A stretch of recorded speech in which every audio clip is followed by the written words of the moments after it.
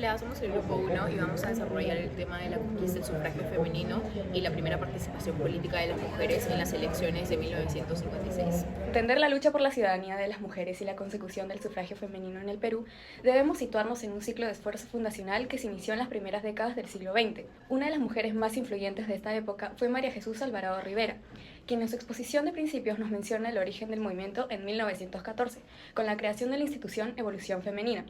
El objetivo de esta labor era procurar la cultura integral y perfectiva de la mujer peruana, buscando impulsar una evolución de la mentalidad femenina hacia una cultura superior que dignificara y capacitara a la mujer. Este movimiento inicial no buscaba una revolución, sino la defensa de los verdaderos intereses de la mujer. Entre estos intereses se colocó en primer lugar el derecho a la instrucción en la misma amplitud y condiciones que el varón, y el derecho al ejercicio de profesiones liberales y puestos oficiales compatibles con sus aptitudes. Además, se consideró un tópico principal el estudio para conseguir la modificación de leyes civiles perjudiciales, como aquellas que privaban a la mujer casada de administrar sus bienes o que solo penalizaban el adulterio en la mujer. El primer granito político ocurrió durante la discusión de la Constitución de 1933. Karen Paulsen, en Mujeres y Ciudadanía, la consecución del sufragio femenino en el Perú, 1933 a 1955, explica que, aunque se presentaron posturas divergentes en la Asamblea Constituyente, prevalecieron los criterios decimonónicos de género que ubicaban al hombre para gobernar y a la mujer en un rol natural dentro del hogar. Como resultado, solo se concedió el sufragio femenino en las elecciones municipales para mujeres mayores de 21 años, o casadas o madres, de familia aún antes de esa edad. No obstante, Karen Paulsen señala que esta conquista quedó solo en el papel, pues la ley nunca se reglamentó y no hubo elecciones municipales. El reconocimiento pleno de los derechos políticos se alcanzó 2 décadas después, en las postrimerías de la dictadura militar de Manuel Odría. Karen Paulsen sostiene que el otorgamiento de ese derecho, aunque no fue una prioridad de gobierno, obedeció a un cálculo político para legitimar su imagen y desmarcarse de la aura antidemocrática, que lo acompañó desde el golpe de Estado. La lucha por el voto femenino fue larga y enfrentó una fuerte resistencia. Según la investigación de Karen Paulsen, nuestra primera fuente confiable, el debate en el Congreso Constituyente de 1932 reveló los prejuicios de la época.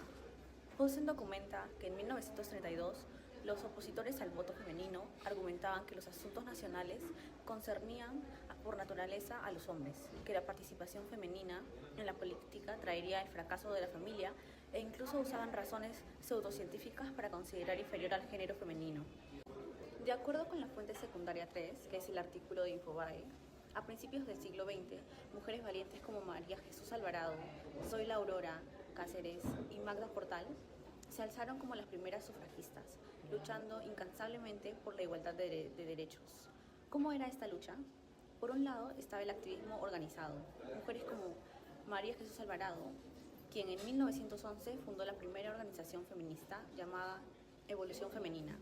Ella no solo hablaba del voto, denunciaba la opresión de la mujer en la educación, el trabajo y el matrimonio.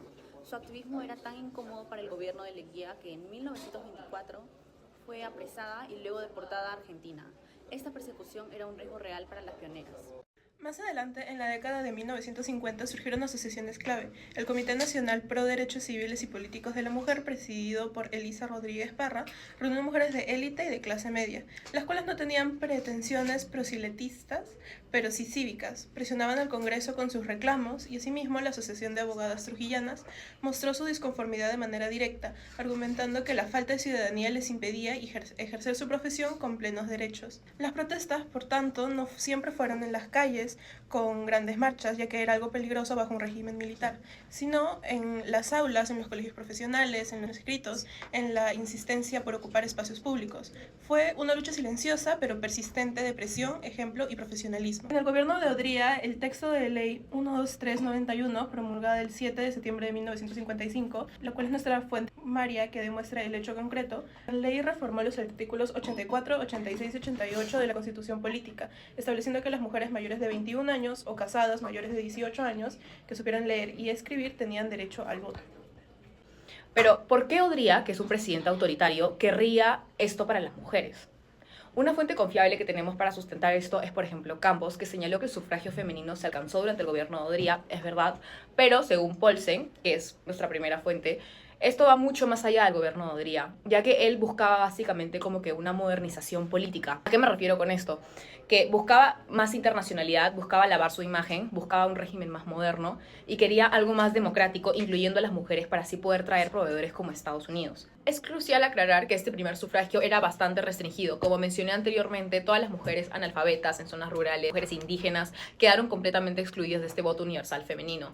Es decir, fue un primer gran avance, es verdad, pero la gran mayoría de mujeres estaban excluidas. El voto en conjunto de todas las mujeres se lograría recién en 1979, no antes. El 17 de junio de 1956, aproximadamente 500.000 mujeres votaron por primera vez en elecciones generales, y fue un momento bastante histórico. Y como resume Campo, este fue un resultado significativo, ya que 8 mujeres fueron elegidas como diputadas, y una, Irene Silva de Santoalla, como senadora, que fue la primera en la historia del Perú. A pesar de estos prejuicios, la elección de 9 mujeres al nuevo Congreso para ocupar estos puestos ya demostró que estaban listas para empezar a ocupar el poder.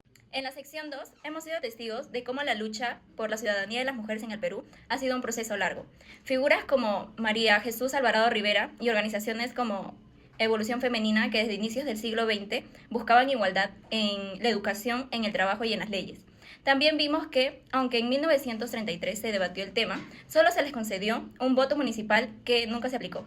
Recién en 1955, con la promulgación de la Ley 12391, las mujeres lograron el derecho pleno al sufragio y participaron por primera vez en las elecciones de 1956, pasando de ser espectadoras de la política a ciudadanas de pleno derecho. Asimismo, en la sección 3 analizamos los obstáculos de este proceso. Según Karen Paulsen, el debate en el Congreso de 1932 estuvo marcado por prejuicios que afirmaban que la política era asunto exclusivo para hombres y que la mujer debía permanecer en el hogar.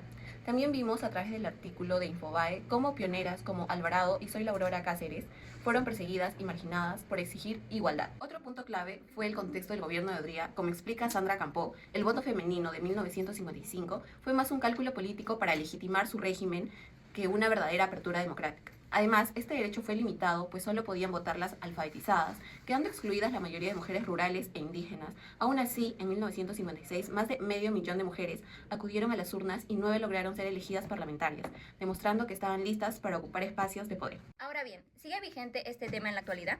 Sí, nuestro grupo considera que este tema sigue estando presente en la actualidad, aunque en formas distintas. En el siglo XX, la lucha se centró en el derecho al voto y el reconocimiento como ciudadanas. En el siglo XXI, el reto es que esa ciudadanía se ejerza en condiciones de igualdad real. Hoy las mujeres participan activamente en elecciones y ocupan cargos como congresistas o ministras, pero perciben obstáculos importantes, como la baja representación en el Congreso, el machismo arraigado en la política, violencia de género y estereotipos que cuestionan la capacidad de liderazgo de las mujeres. Por eso, la lucha que empezó hace más de un siglo continúa, pues en 1956 se abrió la puerta del voto. Hoy, el desafío es garantizar una participación política efectiva y equitativa para que las mujeres no solo voten, sino que también decidan y gobiernen en igualdad de condiciones.